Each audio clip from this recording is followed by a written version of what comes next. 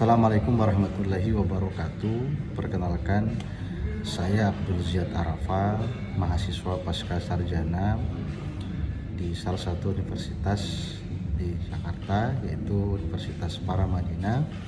Saya mengambil jurusan komunikasi politik, dan video ini dibuat dalam bentuk memenuhi tugas dari salah satu dosen kami, yaitu dalam pembuatan video kami menganalisis model komunikasi pemerintah yang menurut kami bagus untuk dianalisis. Saya mengambil judul dalam video ini, komunikasi pemerintah di era Prabowo Subianto antara reputasi politik dan strategi komunikasi politik.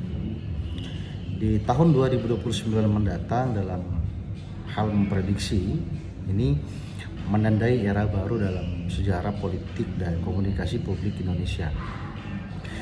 Di bawah kepemimpinan Presiden Prabowo Subianto, arah komunikasi pemerintah mengalami perubahan signifikan, lebih strategis, lebih digital, dan lebih berorientasi pada citra. Dalam dunia yang serba cepat, reputasi politik menjadi mata uang utama kekuasaan.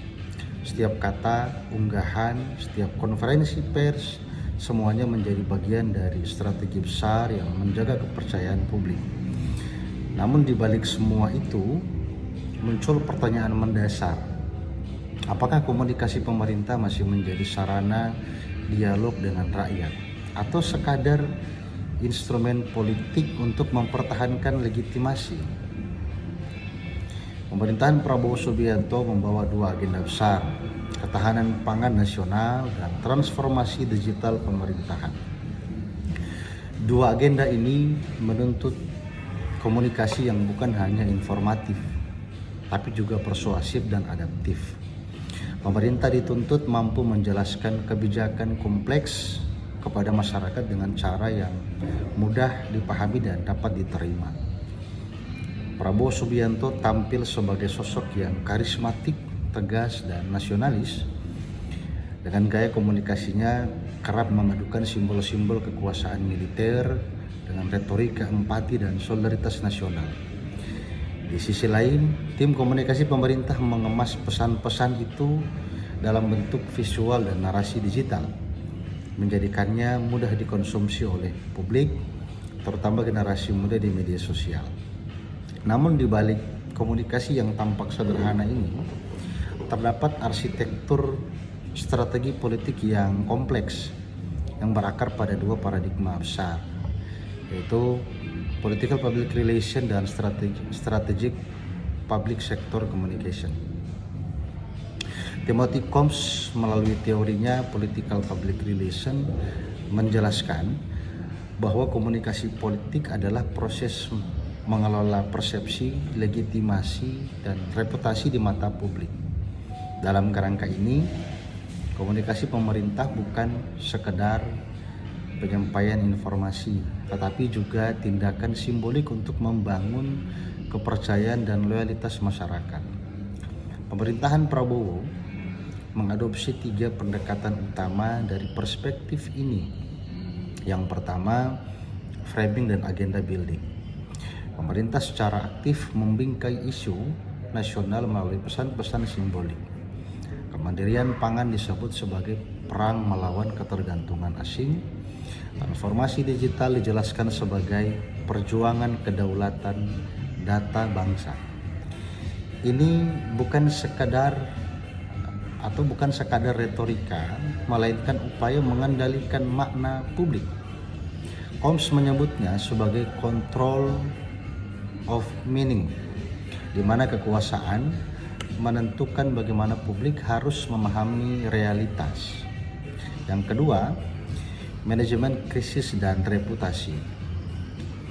Dalam situasi krisis seperti keterlambatan distribusi pangan atau isu korupsi birokrasi, pemerintah cepat merespons dengan image repair strategi, menampilkan presiden langsung di lapangan, mengakui hambatan, dan menjanjikan koreksi. Strategi ini sejalan dengan teori situational crisis communication theory. yang dimiliki oleh Koms yang menekankan pentingnya kecepatan, empati, dan akuntabilitas dalam menjaga reputasi politik. Lalu ada yang ketiga, legitimasi simbolik.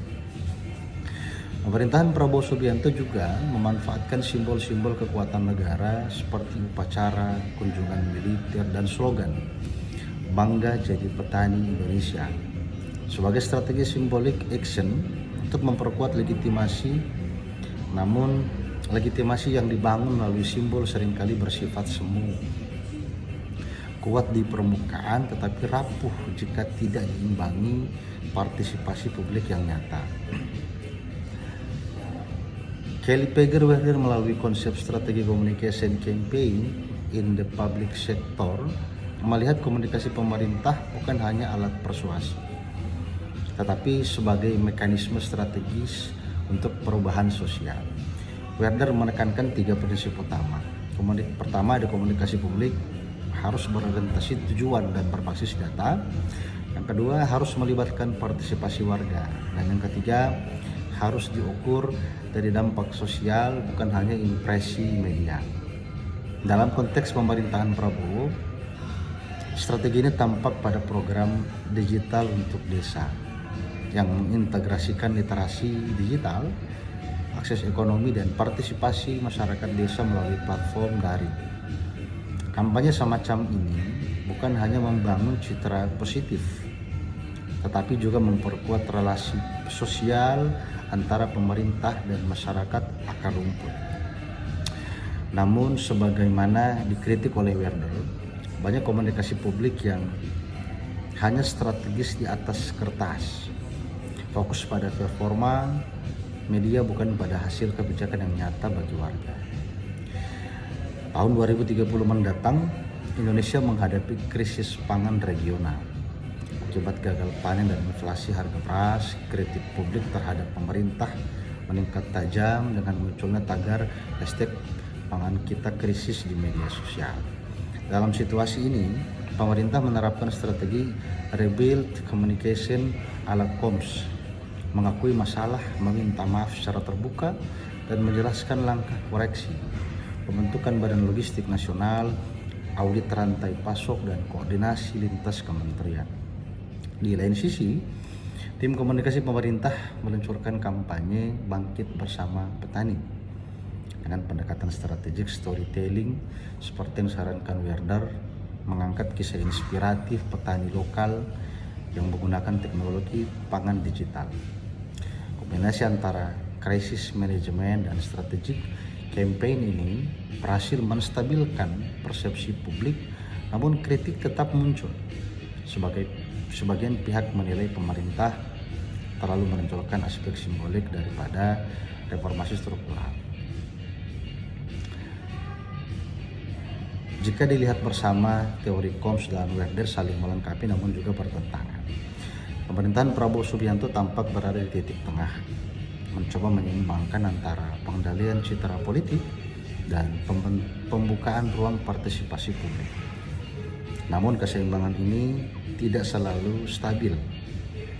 Ketika krisis simbol muncul, strategi komunikasi sering kembali ke model top down, dengan kontrol makna lebih kuat di tangan negara daripada masyarakat. Dan di titik inilah muncul kritik mendalam terhadap pola komunikasi pemerintahan di era Prabowo Subianto.